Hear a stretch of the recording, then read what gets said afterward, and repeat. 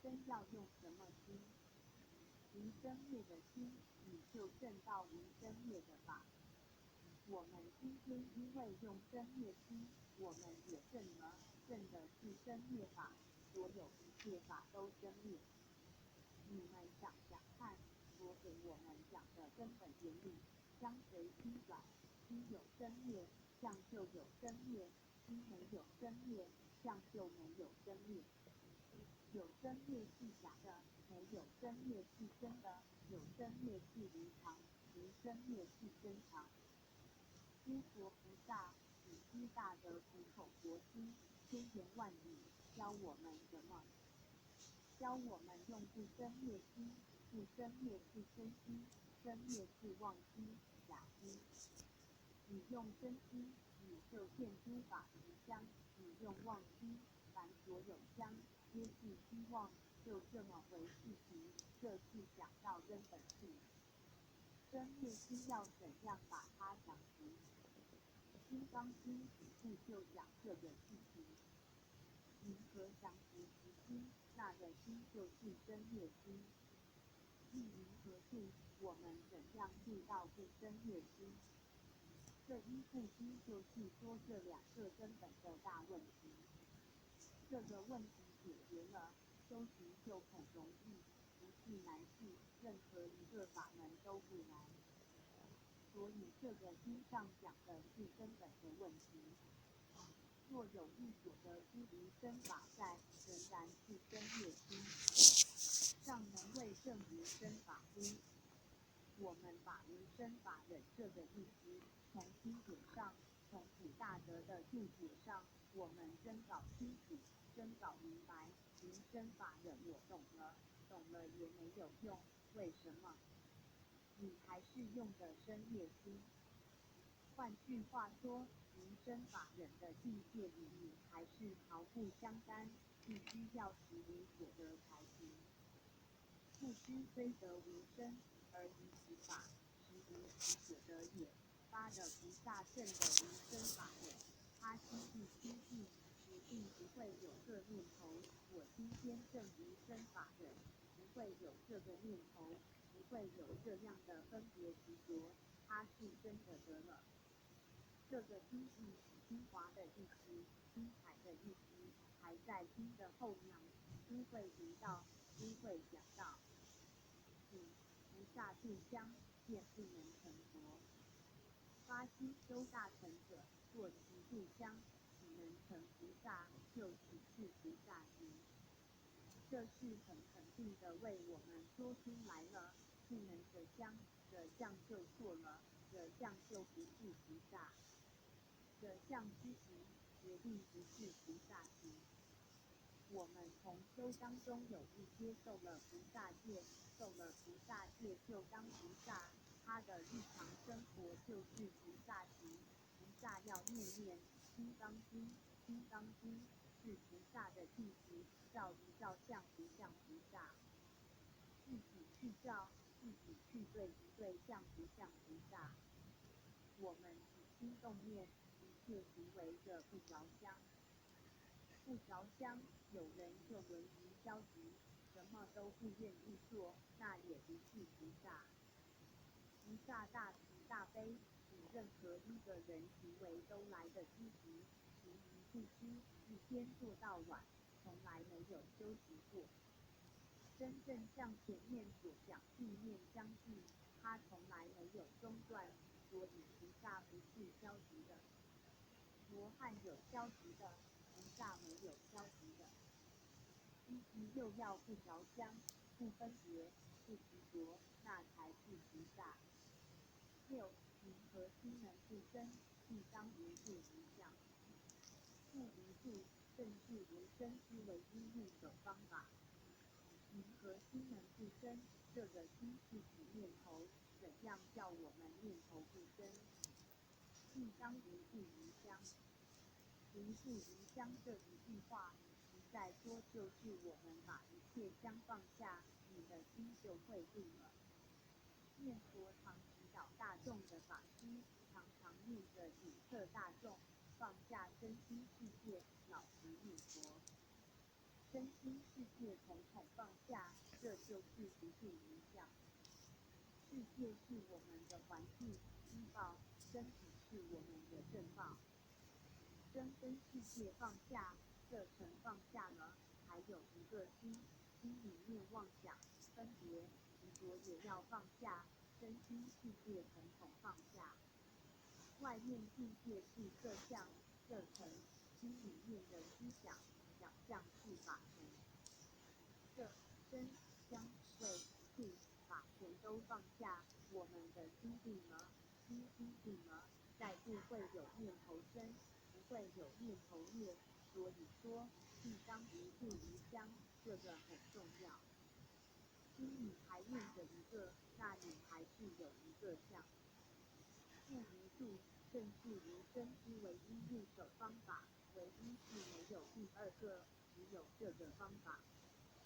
84000法门，无论是哪一个行门，都是要统统放下，才能够证得无生法忍。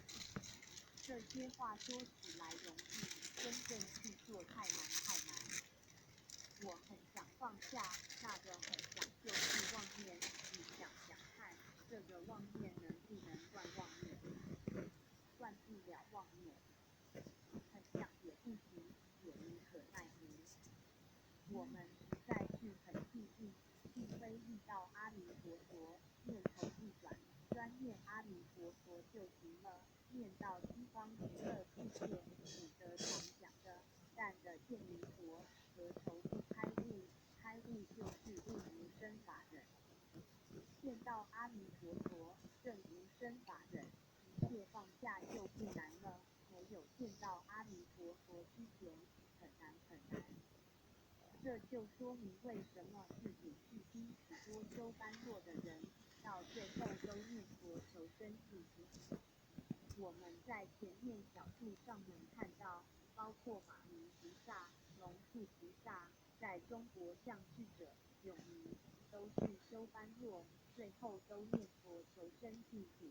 这些大菩萨真了不起，空中空教。你说禅，他大彻大悟教，他大开圆解他三密相继，为什么还要念佛求生净土？我们细细去想想，念佛求生净土是一个究竟法，是一个大圆满法。他要是舍弃这个法门，纵然他的无生法忍，再要修到佛的果位，要费很长的时间，要经历许许多多的难关。到西方极乐世界，他所需求的立刻就得到。这是说明西方世界的殊胜之处。50曰因详显曰因殊胜显天明点土不住。须其极，极意云何？菩萨庄严佛实住。不也，世尊。何以故？庄严佛土者，则非庄严，是名庄严。我们每天念回向偈，愿以此功德庄严佛净土。佛在此的问须菩提，菩萨是不是庄严佛净土？当然庄严。究竟怎么庄严？这个地方要详细告诉我们。我们明白懂得了，依照这个方法修学，我们也真正庄严佛净土，这是非常难得的。菩萨修诸时，六度万行，一一恭敬回向万幸。所谓愿以此功德庄严佛净土是也。前面一再告诉我们要离乡，回向是一个离乡的善巧方便，也就是说是一个很好的巧妙方法。因为我们都着香，我们修的功德都着香，佛叫我们回向，所修的功德我都不要，统统送给大家，离相不着香，回向是这个意思。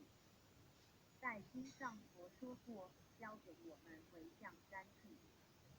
第一是回向菩提，也就是我们学佛什么都不求，只求智慧。般若就是智慧，唯有智慧才能解决一切问题。智慧是究竟圆满，上的问题，它能解决生死轮回的问题，它能解决正无生法忍，它能解决很圆满佛果，它也能解决。佛教给我们求这个，不可以求别的。因此，世尊说法49年，说般若智慧几乎用了一半的时间，22年。3种回向里面，教给我们回向菩提有道理。第二是回向众生，因为你修的里面有福有慧，慧是自己要求的，你给众生去讲这个好。你不要自己讲，人一讲福就会讲得迷惑颠倒，福报就像酒一样，一讲是如醉如痴，麻烦就大了。佛菩萨、阿罗汉经上讲的，他们有无量福德，他为什么不讲？为什么释迦牟尼佛3衣1钵，天天到外面托钵，他为什么不讲福？佛的福报天上人间没有能跟他相比的，他天天还托钵。这是把回向众生做给我们看，他说的话不是假话，没有骗我们。佛是确实把这个福报给我们一切众生共享，分给我们享。这当中最深的意思，示范给我们看。物质的享受，决定不是一个好事情。物欲这里头能叫你产生欲望，能够把你的贪甜吃勾引出来，这个物质欲望在外面诱惑，把你里面的贪甜吃勾出来，那个事情就麻烦了，决定叫你堕落，这是很可怕的一桩事情。释迦牟尼佛在世，从来没有建一个道场。我们看看大藏经，看看原始的佛教，世尊的生活方式，日中一时，树下一宿。这部经是在重复给孤独园讲的，这个道场不是佛的，是给孤独长者的。佛到这个地方来供养佛，请佛住在这个地方讲经说法，给佛的弟子们使用，产权是给孤独长者的，给孤独长者没有把这个地方送给释迦牟尼佛，没有。你们诸位讲讲为什么？释迦牟尼佛出家了，如果再送他一个家，他不又回家了吗？大错特错了，他就回家去了，他就有了一个家，哪有这种道理？这个我们要晓得。佛教传到中国来，我们国家建了不少道场，你看到有很多古寺院，匾额上行尸线，就是国家建的。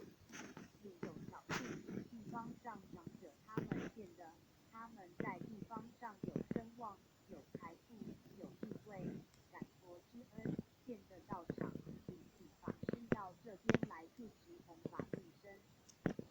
比如说，好像他们建学校，他们是董事会管理这个地方，请法师就是替请教员，替请一个校长到这个地方来办学，产权是他们的。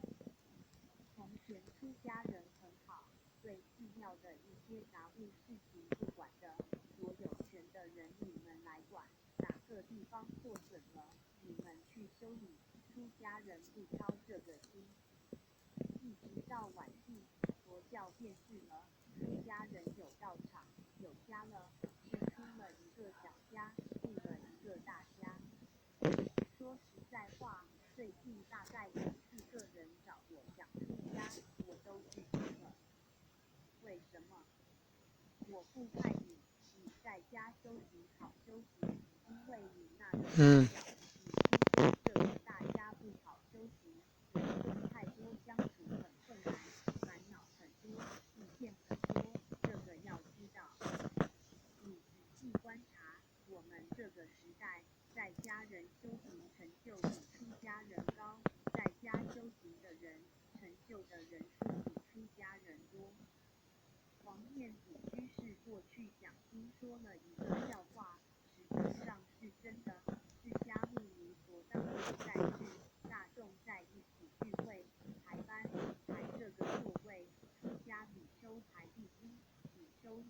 第2，在家的优国债排第3，优国女排第4，在家女重视最后排第4。